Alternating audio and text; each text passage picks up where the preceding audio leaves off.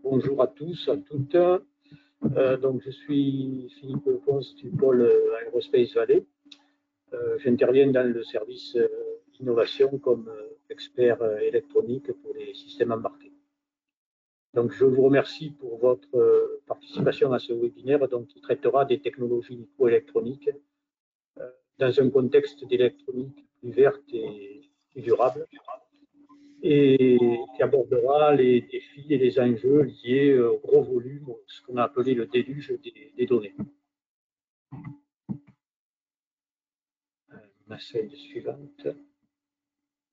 Voilà. Jean-René Lequepace, directeur des programmes et directeur adjoint du CEA-Leti, interviendra. Il mettra l'accent sur les perspectives de la microélectronique face aux enjeux que j'ai abordés et qui sont surtout des enjeux sociétaux et industriels.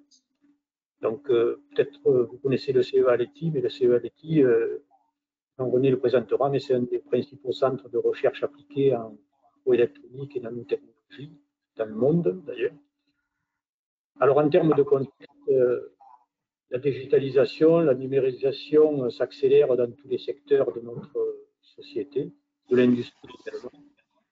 Elle apporte de nouveaux services qui sont utiles pour le développement sociétal, mais avec certaines contraintes également.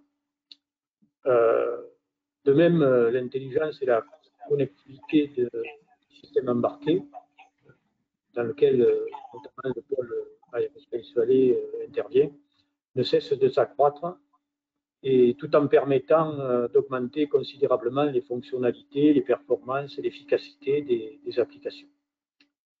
Alors, les composants électroniques, microélectroniques, sont essentiels pour l'ensemble de ces applications, que ce soit pour la digitalisation, la numérisation, des systèmes embarqués, pour répondre aux enjeux.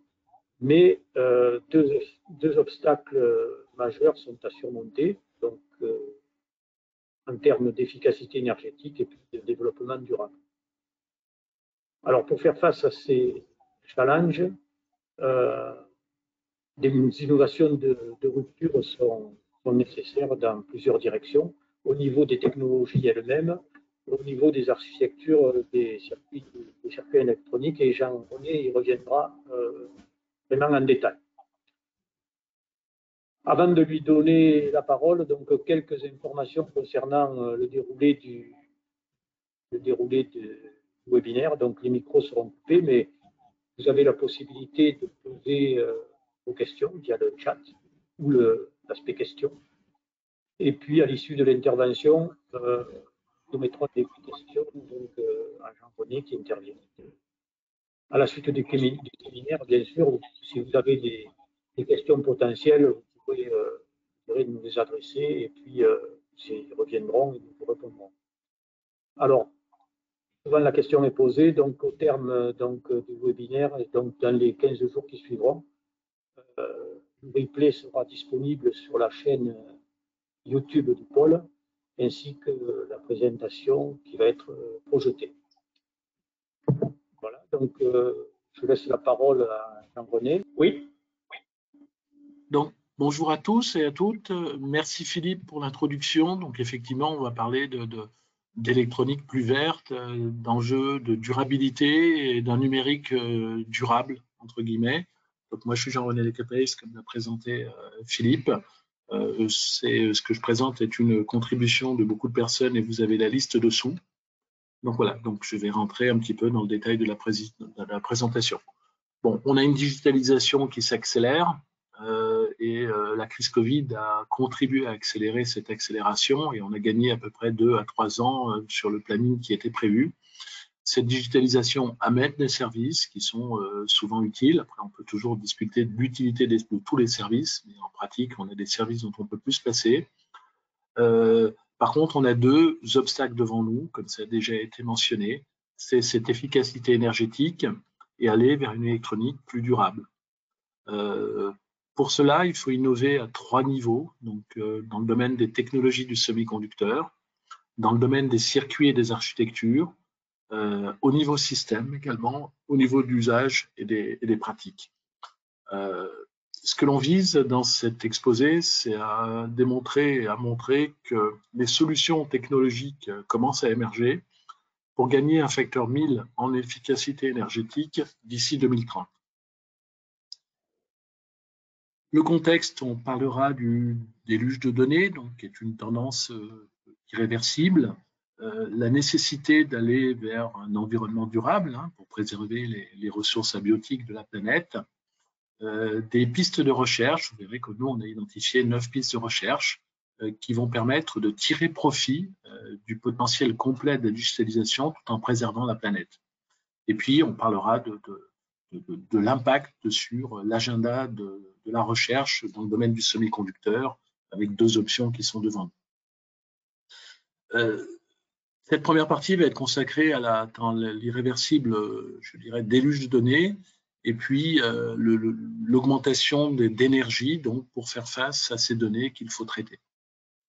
Donc là, vous avez quelques chiffres qui vous sont donnés. De la période 2010 à 2020, on est vraiment tiré par la période de la donnée. La donnée, c'est notre nouveau or noir, donc globalement, et c'est de ça que sont tirés tous les services et que beaucoup d'entreprises également monnaient ou utilisent leurs données pour améliorer leurs procédés internes. Donc les connexions Internet ont augmenté de plus 125%. La population pendant la même période a augmenté que de 10%. Le trafic de données donc a augmenté de 200%, a été multiplié par 200, pardon. L'électricité a augmenté de 22%. Et le trafic Internet donc, a augmenté, comme vous voyez, de façon considérable également. Vous voyez la courbe exponentielle sur la génération des données. On parle en zettabytes, donc c'est 1000 milliards d'octets. Donc, vous voyez qu'en 2010, il n'y avait que 2 zettabytes générés sur la planète. En 2020, donc ça c'est un chiffre acté, donc c'est 64 zettabytes, donc on avait déjà multiplié par 32. Et on voit qu'en 2030, on va atteindre 612, donc on aura encore une augmentation extrêmement importante. Ce qui est nouveau, c'est qu'en 2018, 44% des données étaient générées par des machines. Par contre, en 2022, c'est 90% des données qui sont générées par des machines. Donc, les machines, comme vous le savez, ne dorment pas, elles peuvent envoyer des données toute la journée. Elles envoient souvent des données en masse de façon extrêmement importante. Donc, ces données, avec les 60 milliards d'objets connectés sur la planète, qui vont tous utiliser des options de calcul, donnent des nouveaux services donc, qui vont permettre de faire un habitat plus intelligent, des cités plus intelligentes, de repenser complètement l'agriculture pour qu'elle s'adapte aussi au changement climatique, une vraie révolution dans les domaines des soins de santé. Et on a vu pendant le Covid les premières, je dirais, consultations à distance qui commencent à se pratiquer de plus en plus et qui vont se déployer encore plus dans les années à venir. Et puis nos usines qui vont également tirer bénéfice, donc, je dirais, de cette digitalisation pour soit produire plus, soit produire autant, mais avec moins d'énergie consommée et moins de consommables et moins de pertes. Et puis, ça va nous permettre aussi de gérer mieux nos réseaux énergétiques. Donc, l'IoT, tous les jumeaux numériques et tous les objets qui nous entourent vont nous permettre de développer donc de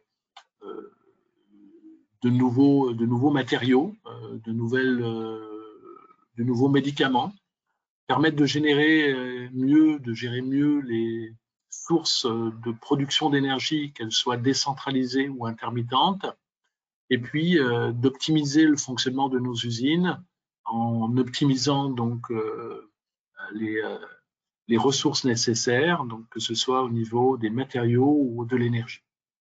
Donc une véritable révolution pour apporter donc des services utiles aux citoyens et utiles à la planète.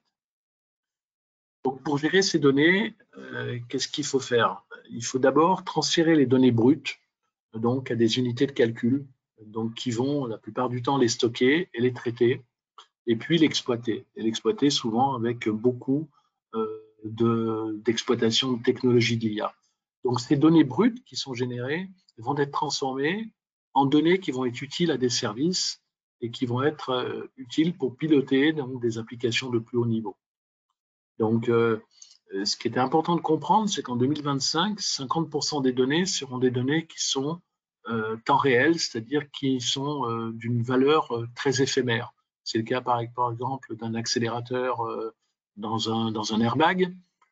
Il est là juste pour détecter les accélérations de la voiture et puis se déclencher au moment où il y a besoin. On n'a pas forcément besoin de sauvegarder toutes les données qu'il génère durant toute sa vie.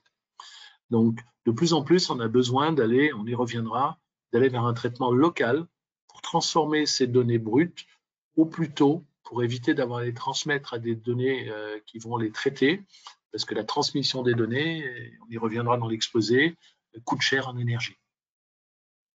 Donc, pour faire cela, donc, comment maîtriser donc, les technologies de l'information et de la consommation et le bilan carbone dans les pays qui ont un mix énergétique pas aussi favorable que le nôtre, et là on raisonne au niveau mondial, il va falloir apporter de l'innovation.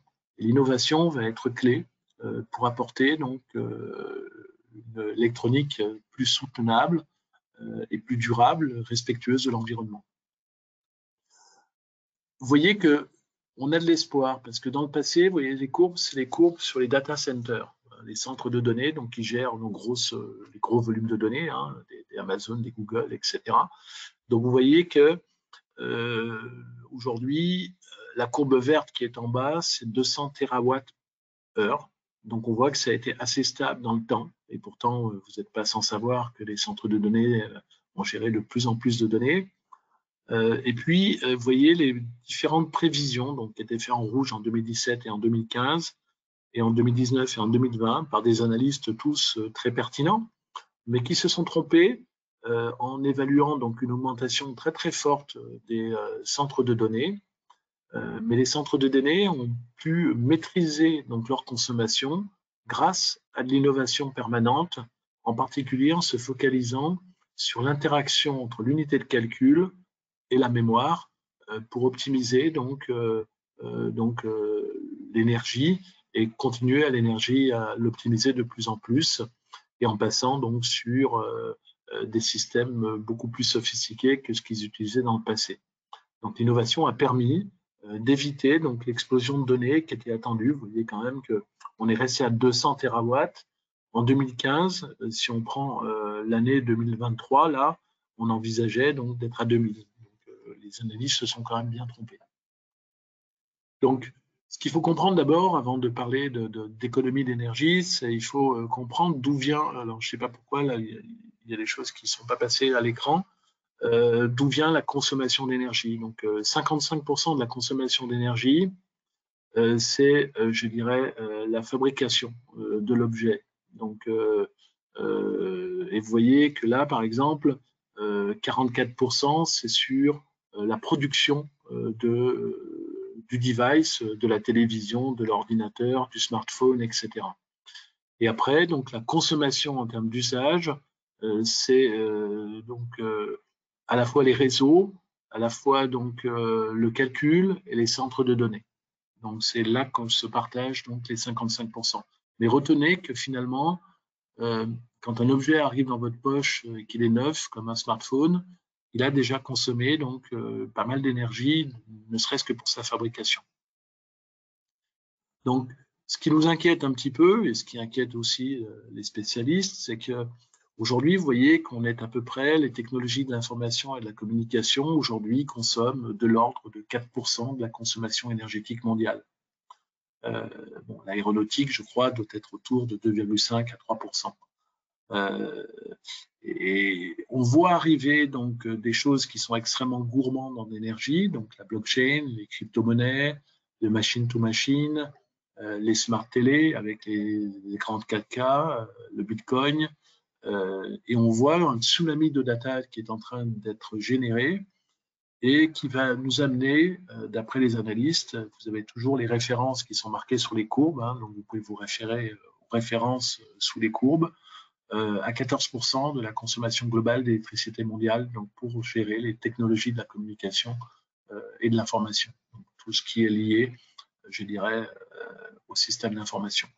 Donc, on voit bien que c'est quelque chose qui n'est pas soutenable, entre guillemets, parce que ça mettra une pression extrêmement forte sur l'énergie. On voit qu'aujourd'hui, l'énergie est quand même quelque chose qui est extrêmement, je dirais, précieux et qu'il faut utiliser au mieux et économiser au mieux. Donc, il y a des perspectives qui sont quand même très intéressantes quand on regarde le vivant. Donc, vous avez les points qui sont en blanc, là, c'est les points qui sont des circuits existants. Hein, donc, semi-conducteurs, circuits d'IA ou CPU ou GPU, etc. Et vous voyez que vous avez je dirais, si vous prenez par exemple le cerveau humain, il consomme 20 watts et il est extrêmement efficace. Alors, extrêmement efficace pour certaines formes de calcul. Il n'est pas très doué, sauf des gens qui ont vraiment entraîné leur cerveau pour faire des opérations mathématiques. Par contre, il est très bien câblé pour être capable de faire de la reconnaissance de formes ou d'objets de façon extrêmement rapide ou à interpréter des scènes très rapidement. Hein. Des fois, vous savez que vous avez vu un obstacle devant la route, vous freinez avec votre voiture, mais vous réalisez plusieurs minutes après que finalement, c'était un sanglier qui est passé. Mais votre cerveau a d'abord agi sur la pédale de frein et vous aider à appuyer sur la pédale de frein.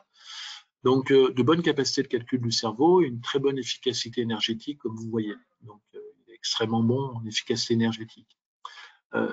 L'abeille, elle a une faible puissance de calcul. Vous voyez qu'elle intervient avec un nombre de gigaops beaucoup plus inférieur. Par contre, elle est très largement au-dessus en termes d'efficacité énergétique par rapport aux différents circuits qui nous entourent. Donc, globalement, là aussi, c'est quand même quelque chose qui est très prometteur. Donc, le bio-inspiré va devenir quelque chose d'important dans le domaine du semi-conducteur pour, je dirais, imiter les structures vivantes qui parfois sont très efficaces en termes de calcul, avec, comme sur l'insecte, plusieurs cerveaux un peu dispatchés sur le corps de l'insecte, susceptibles d'être activés à des moments différents. Donc voilà. Par contre, ce qu'il faut voir, c'est que vous voyez des déchets électroniques qui sont derrière. Voilà, et c'est un vrai souci. Et souvent, on a une détérioration de ces écosystèmes et des conditions de vie. On utilise de plus en plus de terres rares et de matériaux et de minerais, donc qui sont parfois difficiles à extraire, extrêmement gourmands en énergie et qui polluent les sols. Et puis des matériaux aussi qui sont souvent difficiles à recycler. Donc on doit trouver des alternatives. Vous voyez cette classification de Mendeleïev ici, elle vous montre en 1980 en blanc les symboles chimiques qui étaient utilisés donc, dans le domaine de l'électronique. Donc, vous voyez qu'on avait un nombre extrêmement limité de symboles chimiques utilisés. Dans les années 90, on en a introduit, c'est ceux qui sont en noir, donc un certain nombre. Et depuis les années 2000, on en a introduit plusieurs dizaines. Donc, vous voyez, parfois des matériaux qui sont, je dirais, relativement rares sur la planète. Hein. Donc, ça aussi, on a une dispersion du nombre d'éléments chimiques. Donc, vous voyez, aujourd'hui, c'est plus de 60 éléments chimiques qui sont utilisés pour faire l'électronique, qui sont sur nos tables, dans nos télés ou dans nos smartphones ou dans nos voitures, et que moins de 15% de cette électronique est aujourd'hui recyclée. Et recyclée souvent dans des zones du tiers-monde, dans des pays du tiers-monde, avec des gros risques pour écologiques et pour les environnements, et souvent recyclé avec beaucoup d'enfants, donc travaillant au recyclage de ces objets. Donc vous voyez que là, on parle des terres rares et des minerais. Donc vous voyez que par exemple, la Chine, les terres rares, c'est quelque chose dont on ne peut pas se passer donc, en microélectronique. Donc aujourd'hui, plus de 90% des terres rares qui sont, je dirais, abordables en termes de prix, viennent de la Chine. La Russie, 60% du palladium. On voit aujourd'hui quand même des vrais risques. Vous voyez que le Chili, pour les batteries, c'est 60% du lithium. Le Chili, quand même un petit pays aussi, pas forcément toujours très stable.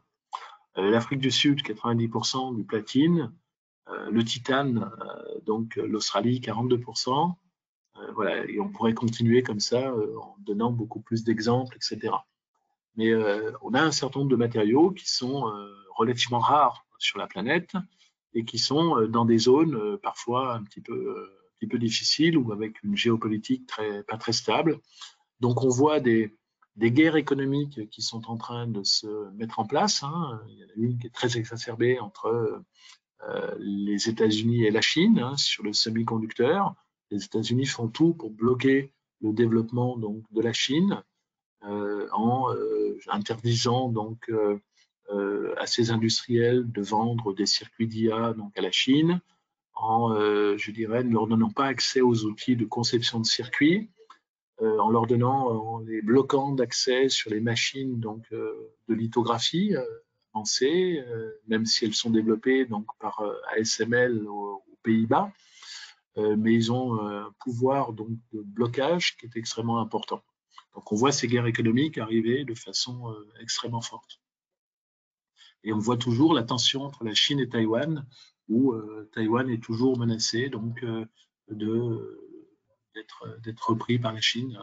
Et Taïwan aujourd'hui, c'est les 2/3 de l'électronique mondiale la plus avancée sur les technologies avancées.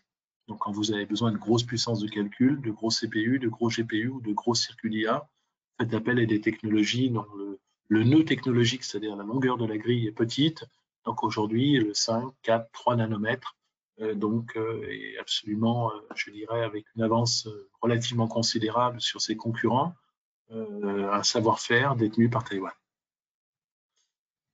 Donc nous, on a poussé donc 9 pistes de recherche et c'était bien avant qu'on ait le problème de la guerre en Ukraine et de la hausse de l'énergie. On a lancé ce programme donc en septembre 2021 pour identifier 9 pistes de recherche pour mieux gérer donc le déluge de données et atteindre le niveau énergétique donc que la société demande.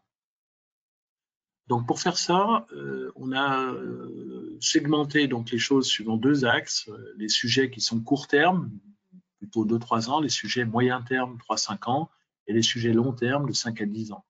Et puis on a segmenté également en technologie du semi-conducteur, donc on y reviendra sur les différents carrés, sur les circuits, les architectures, et puis sur les aspects système, usage et pratique. Donc c'est en mariant toutes ces innovations de façon intelligente pour chacune des applications qui sont concernées, qu'on arrive à améliorer donc l'efficacité et proposer une amélioration de l'efficacité énergétique d'un facteur 1000 d'ici 2030. Donc c'est un projet qu'on avait lancé en 2021, donc vous voyez, on s'est donné une petite dizaine d'années pour atteindre cet objectif qui est tout à fait atteignable parce qu'on a déjà les briques de solutions. Après, il faut faire en sorte que les solutions soient adoptées donc, par l'industrie. Donc, comme je vais illustrer donc, un petit peu quelques exemples, je vais vous montrer juste un slide du CEA-Leti pour vous montrer et vous dire qui on est. Philippe nous a déjà présenté. Donc, on est un centre de recherche technologique qui dépend du commissariat à l'énergie atomique et aux énergies alternatives. On a été créé en 1967 à Grenoble. On est à peu près 2000 personnes. On a 350 millions d'euros de budget. On a plus de 3000 brevets donc, dans notre portefeuille et 40% de ces brevets sont licenciés à nos partenaires industriels. On a créé 75 startups depuis 20 ans qui ont créé à peu près 4000 nouveaux emplois. Et dans nos salles blanches, une surface de 11 000 m², en travaillant sur tous les diamètres de plaques jusqu'au 300 mm, qui est le diamètre le plus grand des plaques, on a 700 tools et on a un investissement cumulé de plus d'1 milliard donc, dans notre salle blanche, depuis qu'on investit dans notre salle blanche. Donc on est vraiment là pour générer de l'innovation et puis surtout générer cette innovation qui, dans le domaine de la micro-nanotechnologie, avec des systèmes qui seront plus intelligents, plus efficaces d'un point de vue énergétique, qui apporteront des solutions de sûreté également pour l'industrie. Et on est vraiment dans un modèle lab to fab avec nos partenaires, c'est-à-dire qu'on développe les technologies dans nos murs, avec souvent l'appui de personnel industriel qui travaille à nos côtés. On travaille sur des équipements industriels, les mêmes que ceux qui sont dans l'industrie, et donc on a un chemin rapide donc, vers le transfert technologique quand on a mis au point une technologie. Donc, c'est ce qu'on pratique maintenant avec plutôt pas mal de réussite depuis quelques temps. Donc, voilà pour le CEA-Leti. Bien sûr, pour tous ceux qui veulent avoir plus d'informations, il est complètement ouvert à vous recevoir à Grenoble, vous faire visiter les salles blanches et vous montrer dans différents domaines ce que l'on fait. Donc, on a vraiment besoin d'aller vers cette notion d'électronique plus verte et plus durable. Et c'est le seul chemin pour tirer profit au maximum de la digitalisation possible et des données. Sinon, la digitalisation va ouvrir les ressources de la planète et va consommer trop d'énergie. Donc, on va commencer par le semi-conducteur. Donc, le semi-conducteur, donc, vous voyez le premier carré que je vais allumer là, c'est les NVM, c'est ce qu'on appelle des non-volatile memory. Donc, c'est des mémoires donc, qui sont, je dirais, qui gardent le contenu de l'information quand vous avez plus de tension. Donc, l'intérêt d'avoir ce genre de mémoire est particulièrement important pour un certain nombre d'objets, par exemple les objets de l'IoT, qui souvent ont un duty cycle, c'est-à-dire fonctionnent, je dirais, de façon très intermittente, où on fait une mesure toutes les millisecondes de quelque chose, ou toutes les une par minute, quand on a un capteur de température, etc. Et donc, ça va permettre aussi de pouvoir sauvegarder des informations dans ces mémoires et de pouvoir redémarrer sans avoir, je dirais, à refaire le point sur l'état de la batterie, par exemple, etc., parce que vous aurez sauvegardé donc complètement, avant que le système s'étienne, dans la mémoire non volatile, les informations. Donc aujourd'hui, c'est aussi avec ces mémoires non volatiles qu'on peut imaginer un système un peu neuromorphique. Vous savez que dans votre cerveau, vous avez des synapses et des neurones. Donc, voilà, donc en faisant l'analogie, c'est comme si vous aviez des transistors et des points mémoire. Hein. Donc, globalement, c'est une approximation, mais ça donne une bonne image. Donc, la microélectronique permet de restituer, en travaillant sur ces architectures neuromorphiques, un mode compatible avec notre cerveau, par exemple, qui fonctionne sous forme d'impulsion électrique. C'est sur ce qu'on appelle le spiking en anglais. Donc, c'est des réseaux neuromorphiques donc, qui sont basés sur des spikes d'informations, c'est-à-dire que quand il n'y a pas d'impulsion, il n'y a pas d'énergie consommée, il ne se passe rien. Donc, vous n'avez pas besoin d'avoir des choses en veille. Donc, un autre intérêt de ces mémoires non volatiles, c'est que là, vous avez le système, ce qu'on appelle de von Neumann, l'architecture de von Neumann classique. Vous avez des unités de calcul avec un processeur et puis des unités de stockage d'informations avec une mémoire. Donc, vous voyez que ces éléments sont séparés aujourd'hui. Ce qu'il faut comprendre, c'est que 90% de la consommation, quand vous faites des opérations arithmétiques ou du traitement de données, ne vient pas du calcul lui-même, mais vient du mouvement des données. C'est-à-dire, je prends une donnée dans la mémoire, je l'emmène dans un processeur pour calculer quelque chose, le résultat du calcul, je le remets dans la mémoire. Les transferts entre l'unité de calcul et l'unité de mémoire aura consommé 90% de la consommation globale. Donc le calcul en tant que tel n'est pas quelque chose qui consomme énormément. Vous voyez par exemple que là, si on fait une addition en virgule fixe, donc on consomme un facteur 1 pour le normaliser. Si on essaye d'accéder à des données qui sont dans le cache du processeur, on va multiplier par 60 la consommation énergétique. Et si on cherche à aller accéder à des données qui sont en RAM, donc dans une mémoire volatile, en dehors du chip, il faut passer par un interconnect et je vais consommer plusieurs milliers de fois plus. Hein. Donc, ce qui est important également de comprendre, c'est que ces mémoires non volatiles, finalement, quand vous faites un procédé microélectronique, vous avez des transistors de base, et puis vous avez ce qu'on appelle l'interconnect métallique, qui est le back-end of line. Et ces mémoires, on les met dans le back-end of line, à un certain niveau de métallisation, ça dépend combien il y en a dans le... Quand vous faites du 130 nanomètres, vous avez 5-6 niveaux de métallisation. Quand vous faites du FDSOI, 28 nanomètres, vous en avez 9. Quand vous avez des technologies plus fines, vous en avez 10 ou 12. Et donc, ces mémoires, elles vont être des mémoires qui vont être extrêmement denses, qu'on va pouvoir mettre au-dessus des transistors, donc dans le même empilement. Et comme on aura l'unité de calcul, qui est le transistor, et les mémoires au-dessus, on a des interconnects qui sont très courts en termes de dimensions géométriques. Et donc, on a beaucoup moins de parasitiques et beaucoup moins de chute ohmique et de perte d'énergie. Donc, globalement, on fait un gain d'énergie extrêmement important. Donc, voilà. Et là, on a un gain très important. Et vous le voyez, ce gain, il est exprimé là. Par exemple, quand vous voyez une mémoire flash qui est classiquement utilisée aujourd'hui, le programming power là, que j'ai mis en rouge, c'est 200 picojoules par bit. Et quand vous voyez une mémoire ferroélectrique, donc qui est une mémoire non volatile, vous avez une réduction de la consommation nécessaire pour la programmer d'un facteur 20 000. Donc, vous avez des gains extrêmement importants. De plus, par rapport à une flash qui a une endurance de 10 puissance 5, 10 puissance 6, l'endurance, c'est le nombre de fois où vous allez pouvoir l'écrire. Là, vous atteignez du 10 puissance 11, donc vous avez une endurance extrêmement importante. Par contre, effectivement, encore une faiblesse pour la rétention d'informations. La rétention, c'est la capacité à garder l'information. Et vous voyez qu'elle est que de 85 degrés. Donc, pourquoi le 125 degrés est important?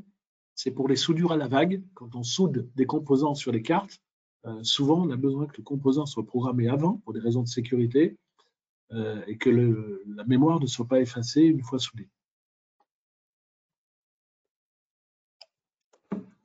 Voilà. Donc, ces chips neuromorphiques, vous les voyez là. On a fait un premier essai en 2019 donc sur un chip très basique, hein, où on a pris 10 neurones et 144 synapses, et on a obtenu donc une consommation de 3,6 picojoules par spike, donc ce qui est extrêmement faible. On parle de picojoules. Hein. Puis là, on est passé à l'échelle avec un circuit sur du 28 FD SOI, on y reviendra sur le FD SOI.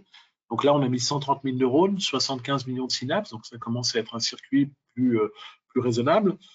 C'est un circuit qui fait quelques millimètres carrés de silicium, hein, c'est pas gros. Là, on atteint 1 picojoule par spike.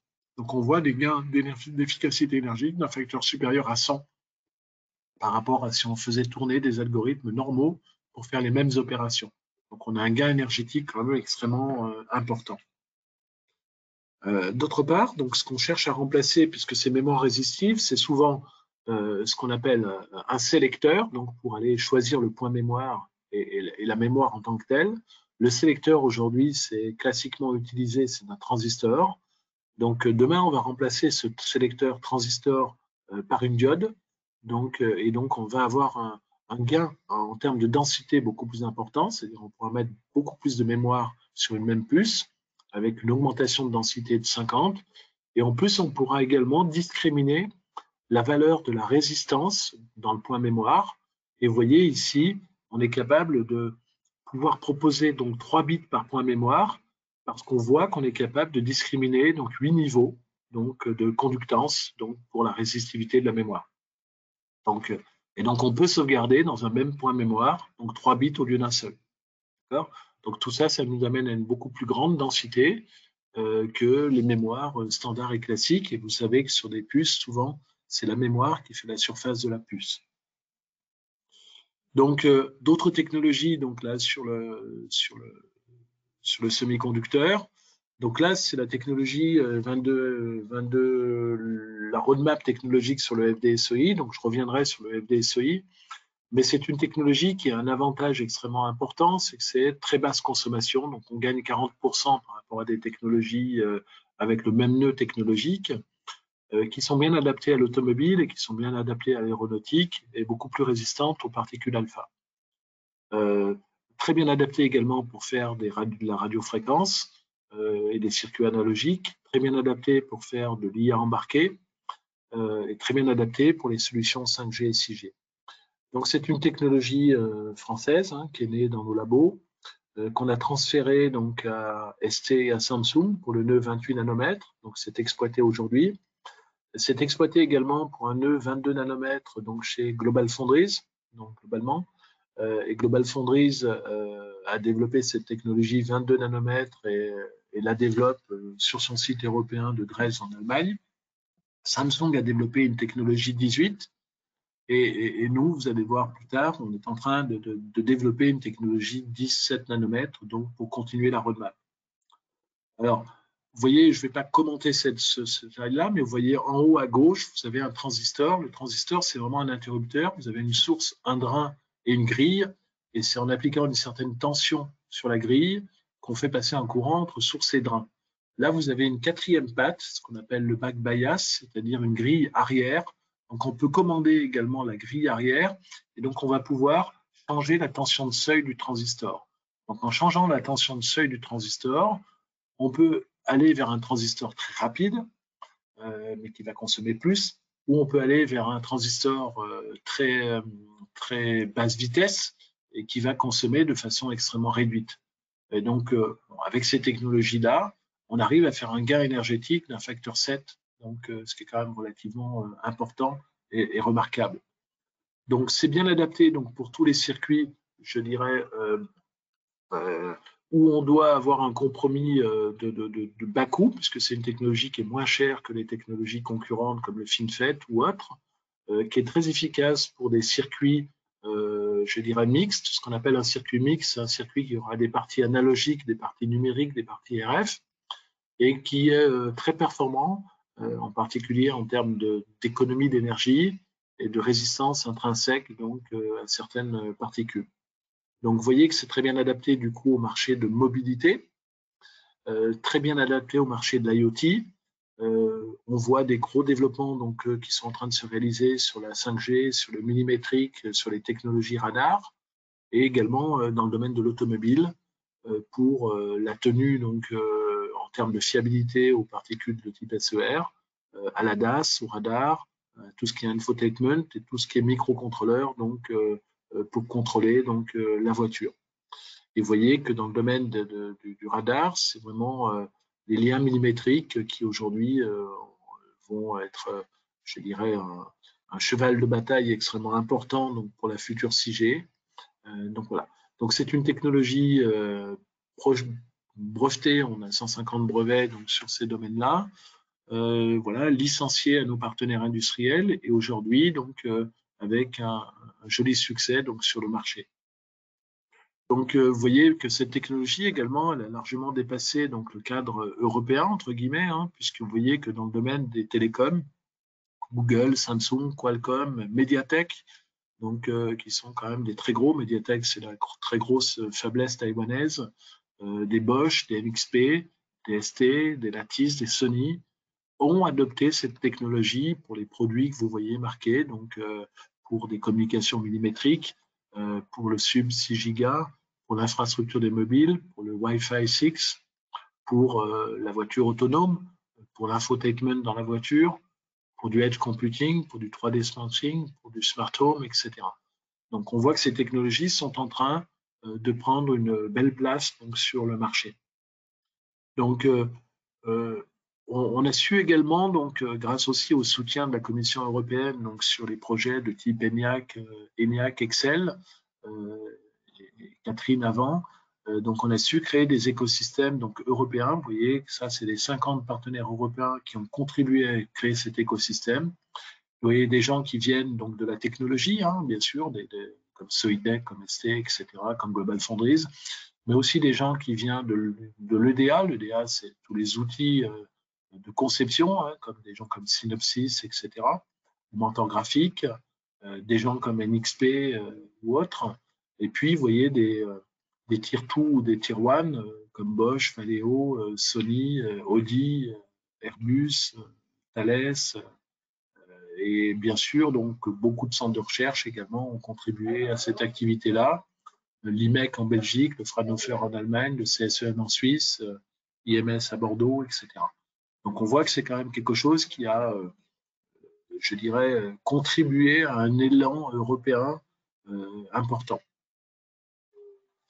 Donc Emmanuel Macron donc, est venu le 12 juillet donc chez nous, donc et a annoncé donc, le lancement d'un projet sur 5 ans, donc 2022-2026, avec un budget, vous voyez, je ne mets pas le prix parce que le budget, mais parce qu'il est confidentiel, mais vous voyez qu'il y a 3X, donc 3 chiffres significatifs, pour développer un nouveau nœud, donc 17 nanomètres, en partenariat fort avec ST Microélectronique, bien sûr, Soitec et GlobalFoundries.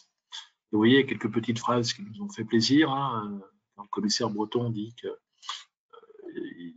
le LETI doit contribuer à préparer le 17 nanomètres, Grenoble est exemplaire pour préparer le FDSOI 10 dans la bouche d'Emmanuel Macron. Donc, c'est des choses qui nous ont un petit peu marqué. Et donc, une visite assez réussie. Et puis, on a la chance d'avoir dans ce île-là aussi, de disposer à côté de nous, Crolles, donc à 20 km de Grenoble, une grosse fab qui va devenir une grosse fab, puisque SC et Global Foundries ont créé ce qu'on appelle une JV ensemble, donc sur lequel ils vont augmenter la capacité de la fab de Crolles de 620 000 wafers par an, donc ce qui est assez considérable. Et donc Crolles va devenir donc une méga fab en 2025, méga fab avec des tailles de fab coréennes ou taïwanaises, avec 1,1 million de wafers en 300 mm. Donc ça va nous donner des opportunités là aussi de jolis développements et de capacité aussi de souveraineté et de résilience donc sur le sol européen. Et puis, vous voyez, le CHIP Act donc, a également retenu, vous voyez en haut à droite à gauche, c'est écrit petit dans la bulle, mais a retenu également comme ligne pilote donc, le FDSOI, donc 10.5, ils mettent eux, donc ils sont trompés sur le 5, on pense plutôt à un 10.7. L'Europe met 43 milliards d'euros donc, sur la table pour, je dirais, gagner en souveraineté donc, sur le semi-conducteur, avec 5 piliers. Donc, renforcer la recherche technologie pour la production de puces plus petites et plus rapides dans le domaine du semi-conducteur. Travailler sur l'innovation, capacité en termes de circuits, de développement de circuits, de manufacturing, de packaging avancé. La Commission européenne veut augmenter la production faite en Europe. Aujourd'hui, la production faite en Europe, c'est 8%. Elle veut passer à 20% en 2030. Et entre aujourd'hui et 2030, le marché du semi-conducteur est attendu en doublement. Donc, ça veut dire qu'il faut gagner un facteur 5 en termes de capacité donc, de production sur le sol européen pour atteindre cet objectif. Et puis, la formation des talents, parce qu'aujourd'hui, il y a un vrai déficit donc, de personnes dans ces domaines-là, attirer de nouveaux talents et former donc, une nouvelle force de frappe. Donc, puis, améliorer donc, notre connaissance sur la supply chain du semi-conducteur, etc. Donc ça, c'est quelque chose dont on a beaucoup regardé. Je pense que dans le domaine de l'aéronautique, vous avez également sans doute quelques petits soucis d'approvisionnement de composants. Donc effectivement, donc c'est quelque chose qui commence à être... Quand vous voyez que 5 millions de voitures n'ont pas été construites par manque de puces, on voit que des usines sont arrêtées, etc. Donc, là, on passe à ce qu'on appelle le gate-all-around, donc les nanophiles et les nanosheets. Donc, vous voyez que là, maintenant, pour gagner en densité, qu'est-ce que l'on fait? Vous voyez que l'on va mettre, tout à l'heure, j'ai parlé d'une source, un drain et une grille. Là, cette fois-ci, la grille, elle entoure complètement un fil. Donc, vous voyez, elle entoure le fil. Donc, c'est ce que vous voyez en profil ici. Et puis, on est capable de superposer plusieurs transistors les uns sur les autres. Là, vous voyez un empilement, par exemple, de 6 transistors. Donc voilà. Et on peut jouer également sur les transistors. Vous voyez, les transistors qui sont à 15 nanomètres là, c'est les transistors qui vont laisser passer peu de courant. Quand vous avez besoin de plus de courant, on va faire ces espèces de pancakes que vous voyez là, avec une grille en corobande pour faire passer plus de courant. Et donc ça aussi, c'est quelque chose qui permet de gagner en efficacité énergétique d'un facteur 2. Donc globalement, en améliorant les performances de façon sensible en termes énergétiques. Autre façon d'améliorer la façon 2, donc c'est cette fois-ci dans le procédé de fabrication des processeurs. Donc on est capable de, je dirais, d'empiler des transistors sur des transistors. Donc globalement, tout ça dans le même procédé d'interaction, on ne va pas coller des wafers les uns sur les autres, mais dans le procédé de fabrication, on va empiler des wafers sur des wafers, des transistors sur des transistors. Par contre, il faut être capable de faire le transistor du haut. Un transistor, d'habitude, ça se fait à 1000 degrés. Entre les deux couches de transistors, on va mettre de l'interconnect donc en cuivre. Et le cuivre résiste jusqu'à 450-500 degrés. Après, ils fond. Donc, ça veut dire que le transistor sur la deuxième couche, il va falloir le faire à basse température, tout en ayant les mêmes performances qu'un transistor à haute température fabriqué à 1000 degrés. Donc, on a développé toutes les solutions pour le faire. Et là, on a fait l'exercice donc de porter un RISC-V donc sur ces architectures donc qu'on appelle monolithique 3D, hein, c'est de l'empilement 3D, mais en monolithique, c'est-à-dire, vous voyez la première couche de transistors en bas qui est en bas, vous voyez, à métallant, là, dans le box, vous avez les transistors dessous, vous avez un premier niveau de transistor, vous avez quelques niveaux de métallisation, là on en a mis 3, M1, M2, M3, M4, donc, et après vous recommencez un nouveau design de transistor et vous finissez la métallisation. Donc, et là, on obtient des gains extrêmement significatifs. Donc là encore, d'un facteur 2 au niveau énergétique. Le quantum, donc le calcul quantique, donc, qui est une grosse quête pour beaucoup de monde. Donc le calcul quantique, pourquoi c'est intéressant? C'est que ça va permettre de résoudre des problèmes mathématiques qu'on ne sait pas résoudre aujourd'hui, parce que les ordinateurs, même les HPC les plus puissants, ne sont pas capables de calculer, ça mettrait quelques milliards d'années sur certains algos pour pouvoir tourner. Donc, typiquement, les ordinateurs quantiques font également peur à beaucoup de monde parce que ça va casser tous les codes de cryptographie donc, qui existent. C'est pour ça qu'on parle aujourd'hui de crypto post-quantique, pour préparer l'arrivée de ces calculateurs et ne pas avoir un web qui sera plus du tout protégé ou les transactions bancaires ne sont plus du tout protégées. Donc, le quantique, ça utilise ce qu'on appelle des qubits, qui ont, vous savez qu'un bit, c'est soit 0, soit 1. Un qubit, ça peut prendre toutes les valeurs entre 0 et 1. Et donc, globalement, vous pouvez donc utiliser de la parallélisation massive, donc avec des architectures donc, quantiques, et qui vont permettre de, je dirais, calculer extrêmement rapidement et gagner donc plus de 10 ordres de grandeur en termes d'efficacité énergétique pour quelques algorithmes. Attention, ce n'est pas forcément adapté à tous les algorithmes, c'est pour ça que je préfère pas parler d'ordinateur quantique, on voit plutôt un coprocesseur quantique associé à un ordinateur standard pour faire quelques calculs.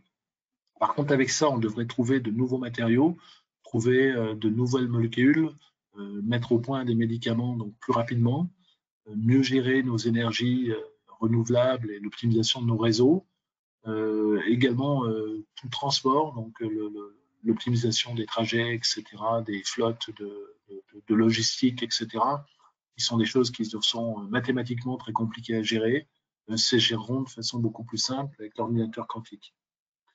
Donc, vous voyez que là, vous avez toutes les options qui sont sur la table. Donc, vous avez beaucoup d'options sur la table, hein, dans les colonnes. Donc, soit des options à base de photons, soit des options à base d'électrons. Donc, dans les électrons, vous voyez deux grandes familles que sont les supraconducteurs et le silicium. Vous avez également des atomes froids, donc le code d'atome, et puis vous avez le code de couleur ici. Vous voyez que personne n'est ouvert, donc c'est-à-dire personne aujourd'hui n'a la solution qui permettra la scalabilité, permettra de passer à l'échelle, etc. Vous voyez que nous, on a mis en rouge la partie silicium, parce qu'on vient du silicium, bien sûr, mais pourquoi on pense que c'est la solution qui va s'imposer? Vous voyez que la taille du qubit de silicium, on parle de 100 nanomètres au carré. Donc ça, c'est la dimension d'un qubit. Si vous voyez les supra ou la photonique, vous avez 100 micromètres carrés. Donc, vous avez un facteur 1000 entre les tailles élémentaires, donc 1000 au carré. Les qubits sur silicium sont 1 million de fois plus petits que les qubits supra ou que les qubits photoniques. Donc, ces solutions-là n'auront pas la capacité à passer à l'échelle. Donc, les photons et les supra, parce que pour faire un qubit logique, il faudra avoir 10 000 ou 100 000 qubits physiques en fonction de taux de fidélité. Donc, ça veut dire qu'il faudra faire des puces avec plusieurs centaines, voire plusieurs milliards de qubits sur silicium. Donc, le silicium sait faire ça, puisqu'on a aujourd'hui des puces avec des milliards de transistors et on sait les reproduire de façon extrêmement rapide. Un autre avantage du silicium, c'est que vous voyez que la température de fonctionnement des qubits sur silicium, c'est 1 K, 1 Kelvin. Vous voyez que les supra, on est plutôt à 15 millikelvin. Et donc, vous savez que plus on s'approche du zéro absolu, plus il faut dépenser de l'énergie pour baisser la température. Donc, il faut faire attention à ce que on ne consomme pas plus d'énergie en refroidissant que le gain qui sera apporté par le calcul qu'on sera capable de faire. Par contre, aujourd'hui, en nombre de qubits intriqués, qui est la métrique aujourd'hui qui permet de montrer l'état de maturité, le silicium est très en retard par rapport rapport à des solutions comme les photons, comme les supras, etc., ou comme les atomes froids, où Pascal, PME française, a montré presque 200 qubits sur les atomes froids. Par contre, on sait que c'est des choses qui ne pourront pas passer à l'échelle. Voilà. Donc, voilà. Et donc, c'est la solution qu'on privilégie. On a une roadmap agressive et ce mois-ci, on crée une start-up donc, qui sera créée et annoncée donc, dans la presse le 29 novembre. Et aujourd'hui, on aura 6 qubits intriqués en 2023, une centaine de qubits en 2025, et on prévoit un accélérateur quantique donc aux environs de 2030. Donc, vous voyez que c'est des programmes assez long terme. Cette startup sera lancée conjointement entre le CEA et le CNRS. Et vous voyez qu'on a également l'INRIA comme partenaire pour apporter également l'approche mathématique sur les algorithmes. Donc, je continue maintenant sur la partie circuit et architecture. Donc, vous voyez là la partie silicium interposeur et puis chiplet, on va y revenir. Jusqu'à présent, on a fait plutôt des circuits. Jusqu'à quelques années en arrière, on faisait des circuits qui étaient très gros, comme les CPU ou autres de nos PC qui faisaient des grosses puces de 600 mètres carrés, consommant 200 watts, etc. Donc aujourd'hui, la tendance, c'est à faire des logiques de chiplet, donc des circuits plus petits. Pourquoi? Parce qu'en faisant des circuits plus petits, déjà, on a des meilleurs rendements, donc on a une optimisation des coûts. De plus en plus, les CPU sont faits à partir de ce qu'on appelle des multicœurs de calcul, voire des many-cœurs, plusieurs centaines de cœurs de calcul. Donc, on voit des chiplets qui vont être des chiplets avec du multicœur, des chiplets qui seront de la mémoire, des chiplets qui seront des entrées-sorties, des chiplets qui seront potentiellement des blocs analogiques radiofréquences pour faire de la connexion Wi-Fi ou de la connexion Bluetooth, etc.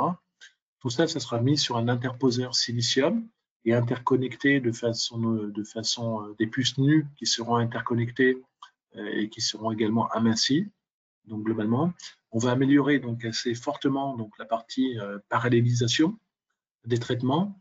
On va améliorer la performance énergétique et on aura une beaucoup plus grande versatilité parce que par exemple, si je veux faire tourner des algos d'IA, en fonction de la puissance de calcul, vous savez que l'IA, c'est maintenant beaucoup de corrélations, et puis après un chip qui va ensuite faire ce qu'on appelle le classifieur pour identifier qu'on a détecté des ballons, ou des classes d'animaux par exemple, ou ce que l'on veut, ou des panneaux sur la route de signalisation. Donc l'IA sait très bien faire ça. Par contre, les réseaux neuronaux sont plus ou moins gros, et donc en fonction de la taille des réseaux neuronaux, on mettra plus de chiplets pour faire plus de corrélations. Donc on aura une approche beaucoup plus modulaire, basée sur des plus petits chips, et donc une amélioration à la fois de la versatilité en termes d'application et puis de baisse des coûts.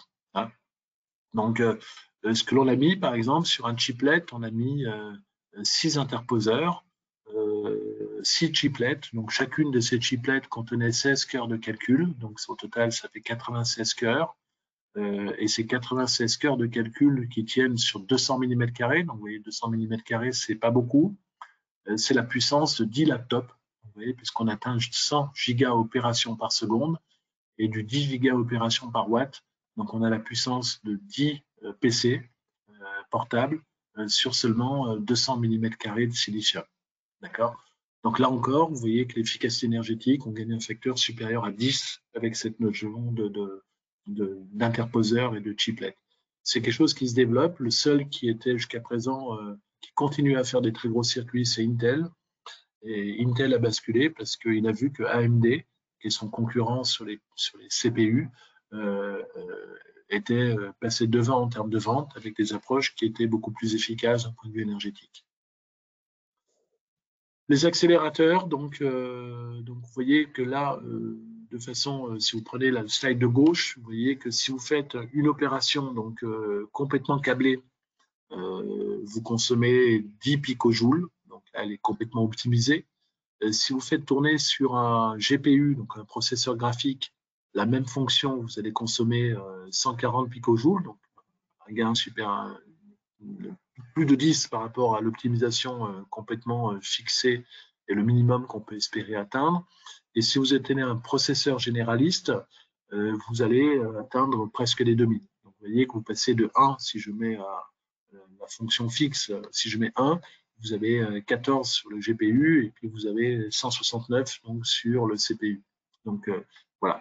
Et de plus en plus, on voit se développer, en particulier pour l'IA, des chips dédiés, donc des ASIC dédiés, qui vont être les solutions de demain. Vous voyez que la part vert qui arrive, en particulier pour le deep learning, donc des circuits qui vont mettre en place des réseaux convolutionnels, donc neuronaux.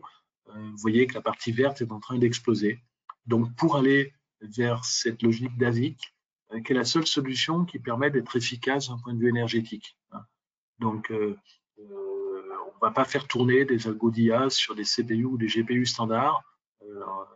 Tous les acteurs sont en train de développer donc, des ASIC dédiés pour des classes d'applications pour de l'optimisation de conso. Et vous voyez que l'optimisation de conso, là, c'est un facteur plus de 100, donc qui est attendu, cette optimisation de conso.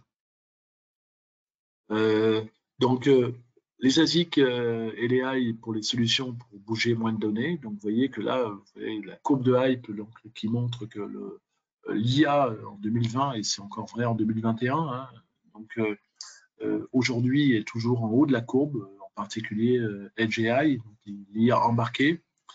On a besoin donc de faire encore des travaux de recherche, puisque aujourd'hui, dans la plupart des systèmes embarqués, on n'est pas capable de faire. Vous savez que dans un système d'apprentissage, vous avez un système d'IA, vous avez la phase d'apprentissage, ce qu'on appelle la phase de learning, et puis vous avez la phase, une fois que le système a appris, que vous avez réglé les poids synaptiques de votre réseau, vous avez la phase d'inférence. Donc voilà. Et aujourd'hui, beaucoup de solutions ne savent faire que la phase d'inférence au niveau edge, parce que le learning prend trop de puissance de calcul. Et donc aujourd'hui, on est en train de basculer et d'être capable de développer, grâce aux mémoires qu'on développe aussi, des solutions pour permettre de faire l'apprentissage au niveau local.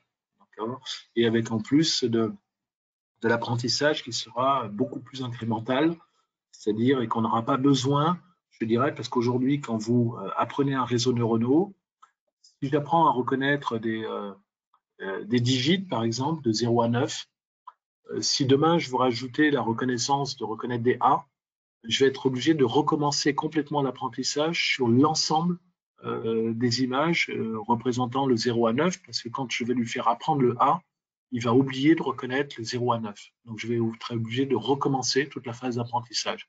Et ces phases d'apprentissage sont extrêmement gourmandes en puissance de calcul et tournent, tous les algos d'IA tournent toutes les nuits pour se remettre à jour sur les poids synaptiques pour devenir de plus en plus performants, comme vous avez pu le constater. Donc, aller vers un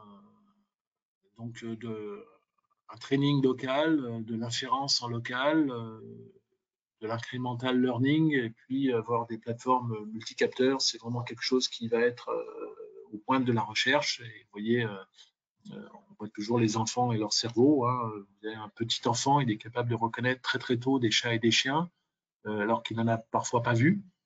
Charge sur ces caricatures et des schémas très basiques, et il fait très peu d'erreurs pour reconnaître et classifier donc des chats et des chiens. Donc l'IA, ça va être beaucoup, comme on l'avait dit, de calcul, et donc comme je l'ai dit tout à l'heure, pour ne pas consommer de données de trop, il ne faut pas bouger les données. Donc l'idée qu'on a eue, on n'est pas les seuls à l'avoir eue, hein, mais c'est de sortir de la logique de von Neumann, où vous avez une unité de calcul, le CPU et la mémoire. Ça, c'est ce que j'ai expliqué, c'est le schéma de droite, de gauche, là, mémoire et CPU. Ça consomme les transferts de données donc entre la mémoire et le CPU vont consommer 90% de la consommation globale. Donc l'idée, c'est de faire le calcul dans la mémoire. Donc on peut faire le calcul dans la mémoire à la fois sous forme dans des SRAM, dans des mémoires vives, donc dans des mémoires résistives, dans des mémoires à changement de phase, dans des mémoires magnétiques, et le SCTM-RAM, etc. Et donc globalement, qu'est-ce qu'il faut pour faire ça ? Il faut bien sûr qu'on ait un outil qui nous permette de faire le cut mémoire qui va bien en fonction de la classe d'algorithme qu'on va faire tourner, qu'on ait ensuite le scheduler qui va bien pour pouvoir enchaîner les étapes technologiques et le compilateur pour enchaîner les étapes technologiques dans la mémoire pour qu'elle fasse le calcul complet, qu'elle fasse tourner l'algorithme. Donc, on a fait donc plusieurs opérateurs là-dessus. Donc, et on a fait plusieurs opérations. Donc, on a fait tourner des algos pour faire des opérations logiques et arithmétiques.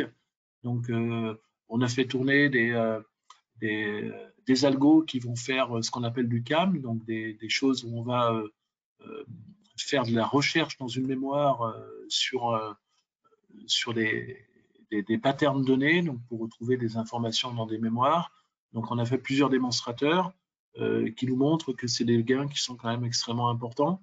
Et là, vous avez un exemple qu'on a réalisé donc, sur du 22 nanomètres, donc FDSOI, donc une technologie qui est développée à GlobalFoundries Dresde, où on a fait un processeur vectoriel. Et vous voyez qu'on obtient donc à la fois pour des opérations logiques, donc les opérations logiques, c'est les L, les OU, les XOR, etc., ou les opérations arithmétiques, donc des additions, des multiplications ou des multiplications et corrélations, hein, les MAC, donc multiplication et addition. On a une efficacité énergétique supérieure à 100, et vous voyez qu'on atteint du 83 téra-opérations par seconde, par watt et par millimètre carré. Donc, ce qui est assez important en termes d'efficacité énergétique. Et donc, ça nous donne des gains extrêmement importants. Et là, vous voyez que tout est fait dans la mémoire. Donc, on n'a pas une unité de mémoire, une unité de calcul. Et là, on a fait ça avec, vous voyez, les mémoires qui sont en haut, en rouge, c'est des SRAM. Donc, des mémoires standards SRAM. Donc, c'est applicable dès maintenant. Donc là, voilà. Donc, le problème de l'IA, c'est que c'est très gourmand en termes d'énergie aujourd'hui et très gourmand en termes de besoin de mémoire. Donc, je vous ai montré qu'on apportait deux solutions. Donc, on apporte une solution pour l'efficacité énergétique et grâce à nos mémoires volatiles, on atteint également donc une densité mémoire beaucoup plus importante. Donc, on peut mettre plus de mémoire donc, sur une même puce. Et puis, on vient casser cette logique de von Neumann, qui est ce qu'on appelle le memory wall, hein, le mur de la mémoire, pour obtenir des solutions beaucoup plus performantes.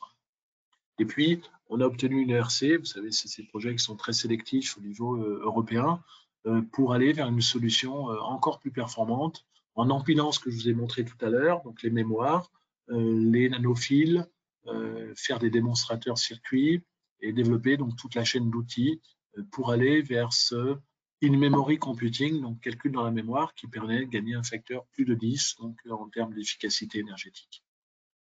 Donc là, j'avais une petite vidéo, mais je ne la passe pas. Parce qu'elle ne passera pas.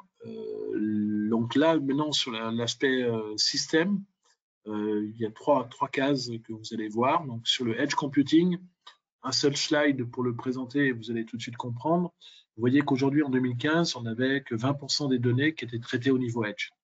En 2030, on aura 80% des données traitées au niveau edge. Alors pourquoi il faut traiter les données au niveau edge? Un seul chiffre va vous convaincre, c'est que quand je transfère que je stocke 1 gigabyte de données à travers Internet, je consomme 5 kWh. Si je le fais localement, le même transfert, le même stockage, je vais consommer 1 million de fois moins. Voilà. Donc ça, gardez bien ça en tête, c'est quand même des chiffres qui sont extrêmement importants. Donc là, en traitant une donnée au niveau edge, en la traitant dans le cloud, on gagne un facteur 1 million. Donc rien que sur le transfert, le stockage des données. Donc des nouveaux algorithmes, là, vous voyez, là, on a fait tourner des algos, donc c'est des travaux qu'on fait avec Valeo, pour la DAS, hein, pour la voiture autonome. Vous voyez que là, c'était à l'Arc de Triomphe, donc vous voyez, on fait de la classification de véhicules et d'obstacles sur la route, donc on a dû développer les réseaux neuronaux, apprendre à reconnaître des nouveaux objets comme les trottinettes qui n'existaient pas, etc., etc. Et on a développé donc un framework, hein, comme TensorFlow ou Torch, etc., pour les réseaux neuronaux, qui s'appelle M2D2, qui est un outil qui permet de faire de l'exploration de réseaux neuronaux, mais qui prend en compte les contraintes matérielles, donc comme la puissance de calcul, la taille de la mémoire, la précision des données. Souvent, ce n'est pas la peine de faire du calcul sur des données extrêmement précises quand vous avez besoin juste d'obtenir un ordre de grandeur. Et puis, la consommation électrique. On a développé des solutions très optimisées donc en termes de conso, où rien qu'en jouant sur la façon d'implémenter l'algorithme, on gagne un facteur plus de 10 en termes d'efficacité énergétique. Donc ça aussi, c'est des choses qu'on implémente dans des futurs produits de demain. On doit aller vers l'électronique sustainable, donc globalement, au niveau de la production, ce qu'on doit faire, c'est qu'on doit réduire l'eau et les déchets. Donc voilà, ça génère beaucoup de déchets, l'électronique, et puis la production de composants électroniques consomme énormément d'eau. L'eau étant nécessaire pour toutes les opérations de nettoyage, quand on fait de la gravure, etc., pour nettoyer sans arrêt les wafers, etc. Vous avez vu que l'année passée, quand il y a eu une crise à Taïwan avec une sécheresse très forte, Taïwan a dû réduire sa production de semi-conducteurs parce qu'il n'y avait pas assez d'eau pour pouvoir faire tourner les fabs dans toute leur puissance de production. Il faut aller beaucoup plus vers des choses qui sont recyclables. Donc nous, par exemple, on commence à recycler donc, tous les matériaux dans nos salles blanches quand on a des plaques qui ne sont pas fonctionnelles, les recycles, etc. Réduire les matériaux critiques. Alors là, si on parle d'échelles de temps qui sont relativement longues, hein, parce que si on a utilisé ces matériaux critiques, c'est parce qu'ils avaient de très bonnes performances pour faire la fonction donnée. Donc ça veut dire qu'il va falloir trouver les bons compromis entre qu'est-ce qu'on accepte de perdre à court terme pour gagner sur le long terme. Parce que ce qu'il faut savoir, c'est que si on continue à exploiter je dirais, les minerais sur la planète, on pense que dans 30 à 35 ans, c'est à peu près la limite que donnent les stocks existants découverts à ce jour, on risque de manquer de certains types de matériaux. Donc, on voit qu'il y a une pression quand même extrêmement faible sur les minerais. Sur les architectures de circuits, je vous ai montré qu'il fallait changer de paradigme de calcul, donc en faisant rapprocher les unités de calcul et les unités de mémoire, voire faire le calcul dans la mémoire, les solutions comme le quantique, etc., et de nouvelles façons aussi de calculer avec ce qu'on appelle du calcul approximatif qui va donner un ordre de grandeur et qui va permettre de limiter la consommation. Il faut renforcer l'expertise donc sur la très très basse consommation, donc on a très peu de gens qui sont formés à faire des circuits de très basse consommation. Sur le cycle de vie de produits, il faut faire des analyses de cycle de vie très tôt dans le développement de la R&D des futures technologies pour pouvoir, je dirais, tuer les mauvaises options et ne choisir que des solutions qui seront pérennes et qui pourront, je dirais, nous amener dans un cycle vertueux. Et puis, il faut étendre la durée de vie de nos produits, aller vers cet indice de réparabilité qui est aujourd'hui vu comme important. Et puis, il faut mieux gérer la fin de vie de nos déchets électroniques. Aujourd'hui, je rappelle qu'on ne recycle que 15%. Il faut recycler plus de matériaux. Il faut, en particulier, ne plus générer autant de déchets électroniques. Donc, qu'est-ce que ça implique? Pour moi, il y a deux tracks possibles. Vous voyez que la tendance de l'électronique, de la microélectronique, ça a toujours été on essaye d'avoir plus de performance, on essaye d'augmenter les vitesses, plus de performance, réduire la consommation, réduire la taille des puces et puis réduire les coûts pour rendre les technologies du numérique accessibles à tout le monde.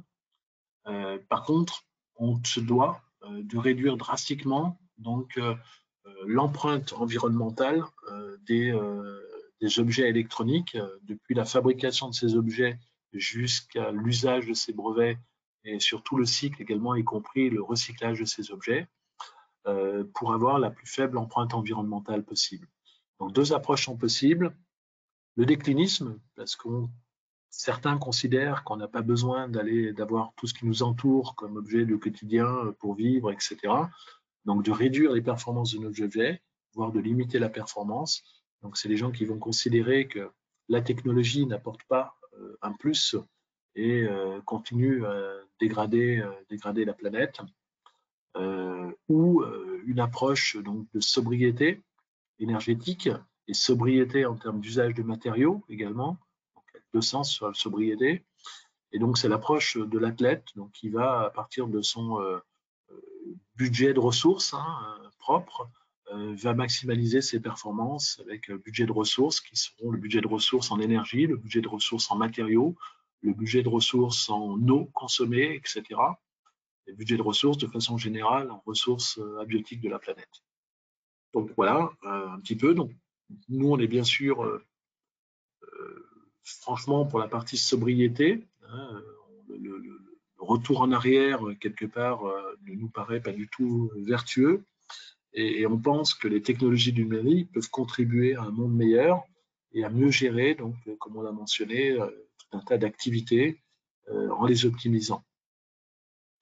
Donc, l'objectif pour nous, c'est de gagner ce facteur 1000 d'énergie, d'efficacité énergétique pour capitaliser sur toutes les avancées matérielles et logicielles, pour préserver donc une digitalisation globale où on va utiliser pleinement toutes les données qui sont fournies de partout pour apporter de nouveaux services utiles aux citoyens, utiles à la société, utiles pour la planète, parce que quand on est capable de produire plus avec autant de ressources dans une usine consommée, on améliore les rendements, etc.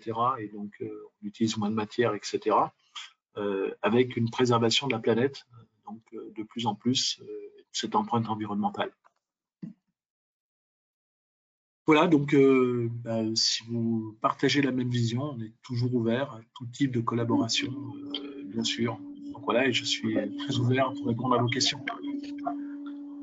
Merci, André. Nous avons dans le chat quelques questions. Donc, concernant la première, tu m'entends correctement? Je t'entends très bien, Philippe. Voilà. Donc, la première question concerne les ASIC pour l'intelligence artificielle. Donc, le développement d'ASIC pour les volumes aéronautiques est un challenge, sachant que, d'une part, il y a sans doute un seuil de rentabilité à atteindre pour les fondeurs. Donc, la question, c'est est-ce qu'il y a une volonté des fondeurs pour produire un ASIC pour ces faibles volumes? Néanmoins, sachant que même l'automobile a du mal, malgré des volumes plus importants que l'aéronautique, d'atteindre un seuil critique. Donc, quelle est la vue marché que vous avez sur le sujet? Et la volonté d'aller dans le domaine de l'aéronautique, bien sûr. Alors les fondeurs, il y a un certain nombre de fondeurs qui sont capables d'absorber des petites séries, entre guillemets. Hein. C'est vrai qu'il y a eu le gros boom de la crise Covid et du shortage de composants. On voit aujourd'hui que la microélectronique, ça a toujours été des cycles hauts et des cycles bas dans une courbe montante.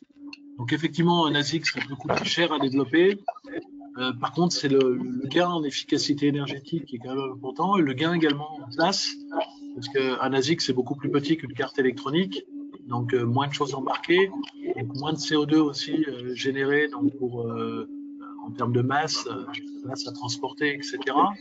Et un ASIC sur intelligence artificielle, quelque part, c'est assez générique, parce que vous avez quand on parle de réseau CNN, hein, les Convolution Network, Neural Network, c'est des corrélations sur les premiers étages, donc complètement optimisé, et puis derrière un classifieur qui sera un peu plus programmable pour que ce circuit puisse s'adapter à différentes classes de problèmes et d'applications. D'accord? Donc voilà, on peut imaginer un circuit qui quelque part peut être, on va dire, optimisé pour plusieurs applications simultanément. Hein? Donc c'est un compromis, parce qu'effectivement, vous avez un classifieur qui est plus programmable et générique, donc vous perdez un peu de consommation sur le classifieur, mais vous avez tous les gains par ailleurs parce que vous adressez un marché plus large, etc. Donc c'est une question compliquée et difficile, merci de l'avoir posée, mais comment savoir des solutions? Alors, il y a des solutions également où vous développez sur FPGA, votre algo, vous mettez au point votre circuit, et puis après vous avez des solutions FPGA to ASIC qui sont des outils qui sont générés donc par les cadences, les synopsys, etc. Est-ce que des fondeurs type microelectronics iraient sur ce type de marché? Oui, ils font les fondeurs comme Global Foundries ou ST Microelectronics ne font pas que des très très grosses séries. Hein. Ils ont sur les microcontrôleurs, pour vous donner quand même une idée, ST Microelectronics a 80 000 clients et ils produisent 150 à 200 millions de microcontrôleurs par mois. D'accord. Voilà. Mais là, c'est vrai que c'est des circuits génériques. Par contre, effectivement, les circuits dédiés à ZIC, quelque part, il faut arriver aussi, et c'est un des enjeux aussi du CHIP Act, c'est de démocratiser le ticket des ASIC. Parce qu'aujourd'hui, c'est vu comme cher. D'accord. La question suivante, donc, a trait plutôt aux composants RF. Donc, la question, c'est y a-t-il déjà sur le marché des composants RF et IA fabriqués avec les process dont tu as parlé?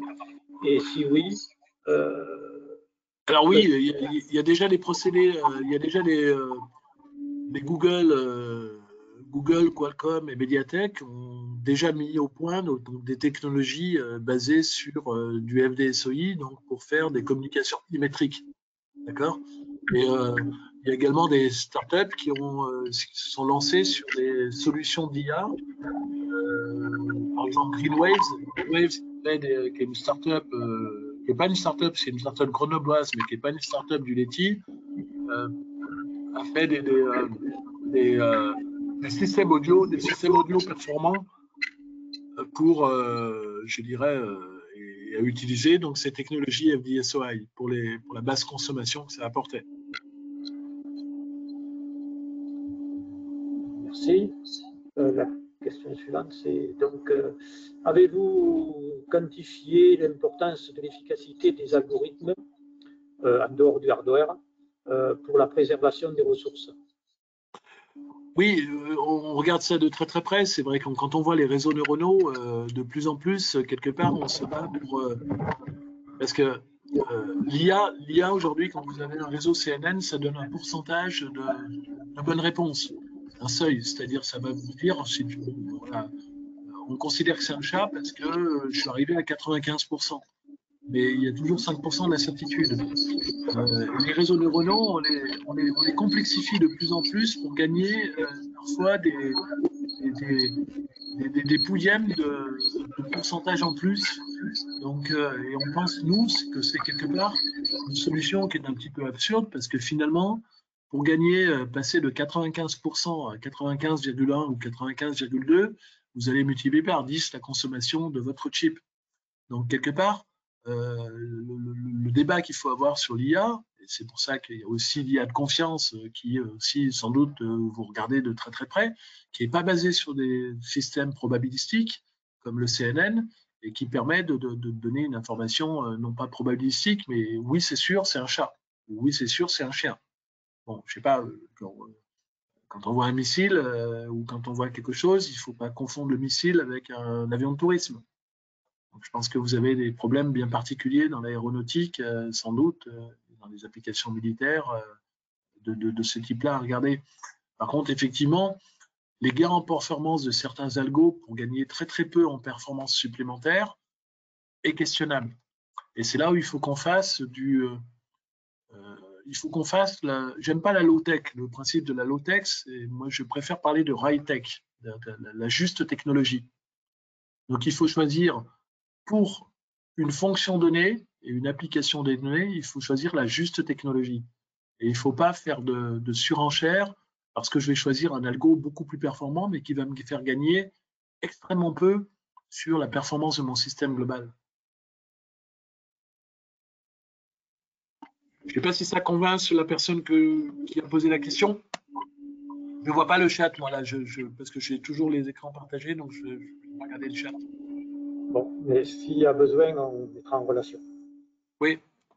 Oui, donc, notre question, c'est, comment dirais-je, vous avez l'expertise pour développer et les moyens pour développer des démonstrateurs.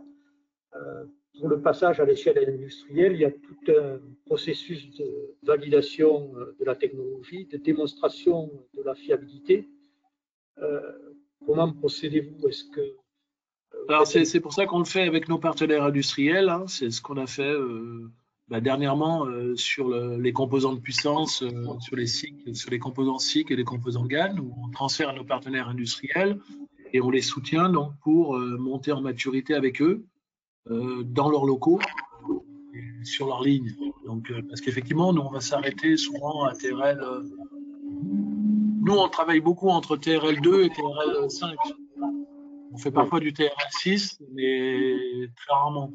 Donc, effectivement, on regarde quand même beaucoup les problèmes de fiabilité, parce qu'effectivement, parfois, les problèmes de fiabilité sont très importants et peuvent remettre en cause beaucoup de choses dans le développement et dans les choix technologiques. Par contre, effectivement, la montée en rendement, etc., et l'optimisation des coûts de production, etc., c'est toujours nos partenaires industriels qui le font. Ce qu'il faut comprendre, c'est quand GlobalFoundries a développé sa technologie 22 FDX, c'est un transfert de technologie qu'on a fait. Et nous, pendant 2 ans, on a mis 30 personnes pour les aider.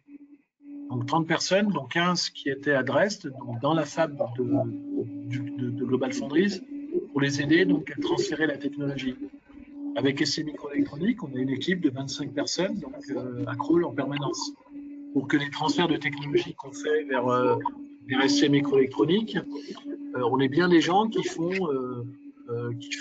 cette montée en maturité sur les lignes du partenaire industriel. Donc effectivement, c'est ce modèle Lab to Fab que l'on privilégie de plus en plus avec un schéma extrêmement intégré entre le partenaire industriel et le centre de recherche. D'accord. La question suivante concerne le CHIPS Act. Pouvez-vous expliquer la roadmap 7 nanomètres ou 2 nanomètres, vers quoi va-t-on aller comme en Asie, est-ce valide de viser le 7 nanomètres?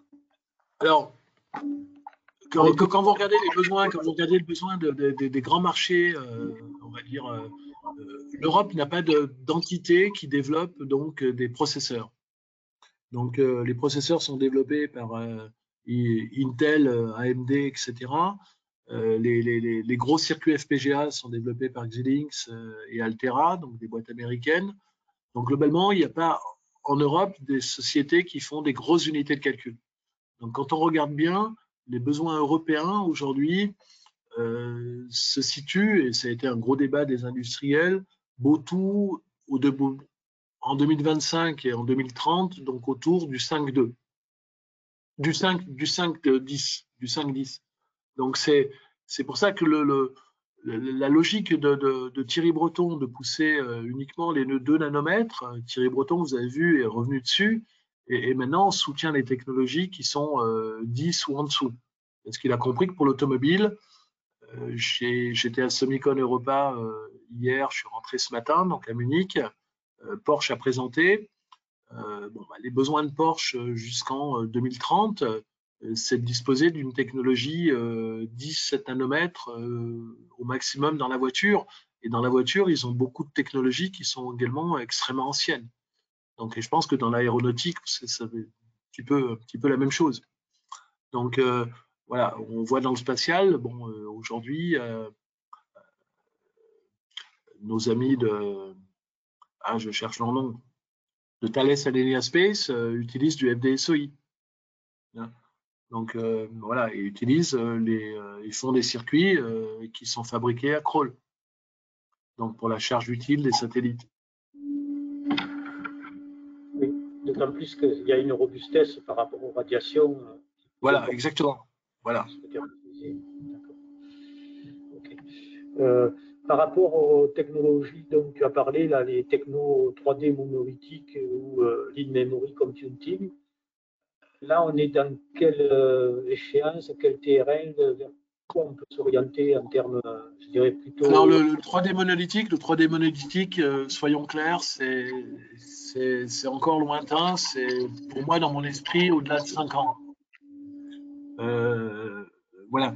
In-memory computing, quelque part, les technologies sont là. Maintenant, ce qui manque, c'est des outils pour accompagner le designer. Donc, c'est des outils EDA. On essaye d'impliquer des synopsis, des cadences, etc. parce que c'est ce qui manque en plus, c'est qu'il nous faut des outils pour pouvoir exploiter donc ces technologies-là. Des outils qui sont comment on taille la mémoire, comment on fait le compilateur, et comment on fait le scheduler pour enchaîner les étapes dans la mémoire. Ok. Donc nous, on a des outils prototypes pour le faire, mais ça reste des outils prototypes. Donc on est à des TRL très bas, donc. Là, on est à TRL 3. Ouais, d'accord. Mais par contre, les gains sont extrêmement importants, donc tout le monde va y aller. On est convaincu que c'est. On vit sur les architectures de von Neumann depuis maintenant très très longtemps, plus de 50 ans, et je pense qu'il faut passer à autre chose. Par contre, effectivement, c'est souvent difficile. La microélectronique a toujours été des sauts, n'a jamais fait de sauts très brutaux. C'est plutôt de l'incrémental. C'était poussé par la loi de Moore, on faisait beaucoup plus d'incrémental. Maintenant, comme on a un ralentissement de la loi de Moore, il faut aller vers des solutions qui sont plus disruptives. Ouais. Notre question a trait, donc, y a-t-il une norme ou un référentiel sur l'extraction des terres rares à considérer dans le benchmarking? Pas à ma connaissance, mais je ne suis pas le plus expert dans ce domaine-là. La personne peut envoyer un mail parce qu'on a une personne qui s'occupe de tout ça. Ah, je n'entends pas très bien là. On a une personne qui s'occupe de tout ça, donc je pourrais répondre par mail plus tard. D'accord. Je récupérerai le nom de la personne. Oui. Voilà. Est-ce que le CHIP Act et puis France 2030 aborde aussi, au-delà de l'aspect microélectronique, l'aspect de la conversion, c'est-à-dire les technologies grand gap, etc. Aujourd'hui, non, les matériaux 3.5 ou 2.6 ne sont pas concernés. Donc aujourd'hui, par contre, il y aura un appel d'offres. Il y aura un appel d'offres au mois de. L'appel d'offres aura lieu entre le mois de mars ou le mois de septembre. Le CHIP Act devrait être voté au Parlement européen en février. Donc ça, c'est le calendrier aujourd'hui. Après, quelques mois plus tard, il y aura un call qui sera lancé pour des lignes pilotes. Et je pense qu'il pourrait y avoir des réponses sur des matériaux de 5, de 6 ou des matériaux de 3.5. En particulier sur tout ce qui est composants de puissance sur le GaN ou composants radiofréquence GaN RF, GaN Power, ou les aspects SIC, ou les aspects INP, ou les aspects ASGA. Donc effectivement, il y aura certainement, c'est pas identifié comme les 3 lignes pilotes les plus prioritaires. Mais par contre, ça sera un appel d'offres ouvert auquel les gens pourront répondre en proposant un projet. D'accord. Dernière question, on voit des études sur l'aspect auto-réparation de circuits. Est-ce que c'est quelque chose qui est dans vos cartons, dans vos études ou pas, ou c'est utopique? Qu'est-ce que vous en pensez? Non, on voit ça un petit peu difficile parce que quand un circuit casse, c'est souvent voilà, auto-réparation, c'est-à-dire que quelque part votre circuit va être surdimensionné au départ. Donc pour pouvoir se reconfigurer, parce qu'il y aura quelques processeurs qui vont tomber en panne. Donc ça, c'est facile à faire. Par contre, c'est pas forcément un bon bilan parce que vous allez faire une puce qui sera surdimensionnée au départ. Donc vous allez consommer plus, vous allez dépenser plus pour la produire, etc. Et typiquement, par exemple, vous mettez 100 processeurs dans une puce, puis vous dites, bon, bah voilà, tant que j'en ai 60 qui marchent, quelque part, mon circuit me suffit. Donc, par contre, si vous avez fait un circuit qui est surdimensionné, et lorsque vous faites le boot du circuit, il y a un autotest qui regarde si les entités de calcul sont fonctionnelles. Si les entités de calcul sont fonctionnelles, il les utilise. Sinon, il les noircit et les utilise pas. Voilà. Mais par contre, vous faites un circuit qui est redondant et qui, quelque part, donc c'est pas de la vraie réparation. La vraie réparation, nous, on voit que c'est difficile. Quand vous avez une ligne qui a claqué sur un circuit, voilà, elle a claqué. Donc la réparation est compliquée. Il faut se mettre sur un fib, il faut se mettre sur des moyens lourds pour reproduire. Donc c'est la reconfigurabilité lorsque vous faites pour faire face à un taux de défaillance. Mais par contre, il faut qu'on ait quelque chose qui soit est prévue la redondance nécessaire à la conception. Oui, en fait, c'est dans l'architecture du système. En fait. Voilà. Bien, je crois que nous arrivons au terme des questions. Non, je ne vois pas d'autres questions. En tout cas, merci Jean-René pour cette présentation qui a été très intéressante et puis très motivante, voire captivante sur tous ces aspects. J'espère pour les participants donc, qu'ils ont pu approfondir leurs connaissances, appréhender des innovations même de rupture, on peut appeler ça comme ça. Et puis qui n'hésitent pas, bien sûr à revenir vers moi s'ils veulent qu'on une présentation dédiée pour un sujet donné, on est totalement ouvert pour le faire. Voilà, et puis j'espère qu'on a donné des perspectives donc, pour les services, les produits électroniques futurs en termes d'innovation, d'intégration, de performance, d'efficacité énergétique et surtout dans un contexte de développement durable. Donc, je remercie à nouveau Jean-René. Je remercie Jennifer, ma collègue, pour le soutien qu'elle a apporté, ainsi que l'assistante de Jean-René qui nous a bien aidé, je dirais, dans la démarche. Bonne continuation à tous. Nous ferons parvenir, donc, comme je l'ai indiqué, dans les 15 jours à peu près, le replay du webinaire, ainsi que la présentation de Jean-René. Pas de problème. Je vous remercie tous. Et puis, oui, voilà, il y a une question qui arrive dans le chat. Peut-on avoir la présentation? Oui, elle sera disponible, elle sera envoyée. Donc, oui. Lorsqu'on sera convenu avec. Oui, elle sera la présentation avec pas de censure, c'est-à-dire tous les slides, vous aurez tous les slides. Voilà. Donc, n'hésitez pas à demander des compléments d'information. On est là aussi pour servir l'industrie nationale et, voilà, répondre aux demandes. On transmettra tes coordonnées en même temps. Donc, s'il y a des contacts à conduire, donc ils seront les bienvenus. Voilà, donc bonne continuation à tous, bonne journée. Et puis, merci pour votre participation. Merci à Jean-René encore. Et puis, au revoir, à bientôt. Merci. Merci.